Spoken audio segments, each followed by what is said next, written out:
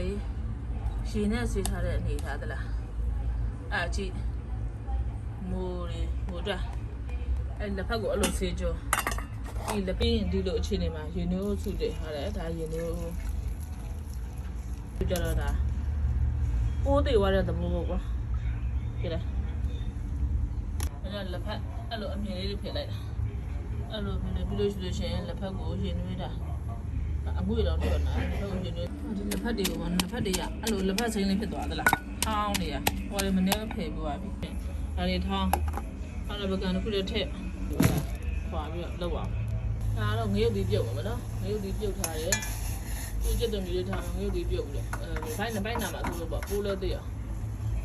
ရုတ်သီးပြုတ်တယ်လက်ဖက်ထောင်းတာဒီလိုအနေထားရပြီပေါ့နော်ဟုတ်လားမနေ့ထောင်းမနေ့တော်တော်လေးစားရမှာပေါ့နော်အဲ့တော့အဆိုင်မှာကိုယ့်အကိုပြစ်ချင်တော့ကိုယ့်အကိုလှုပ်စားတယ်ကွာပြီးတော့ဒီလိုနေထားရပြီဆိုတော့မန်နေဂျာစီလေးပဲကောင်းမို့လေးပေါ့ဘာဖြစ်လို့လဲဆိုတော့စီတဲ့စိတ်ထားပြီးရင်ချိုအိတ်ထောင်လေးနဲ့ထည့်သိမ်းတာတော့လေတလဲမဲထလို့စီကတော့စုပ်တယ်ဘယ်လောက်ထက်သွားတော့ထည့်လို့မထင်ရအောင်စုပ်တာစီစုပ်တာအဲ့လိုလေးနှက်ထားပါမယ်လို့ဒါကတော့မနေဘူးဒါပွဲကြီးလောက်ထားတာပေါ့နော်တစ်ဖက်နှစ်ထုပ်ကိုဟင်းနွေးနဲ့3ထပ်လောက်ဆေးပြီးတော့အဲ့ဒါနဲ့ထောင်းထားတာစိတ်သွားတယ်သူများလည်းပြောတယ်စိတ်လက်ဖက်ထောင်းမှာဘာနဲ့ထောင်းကွာ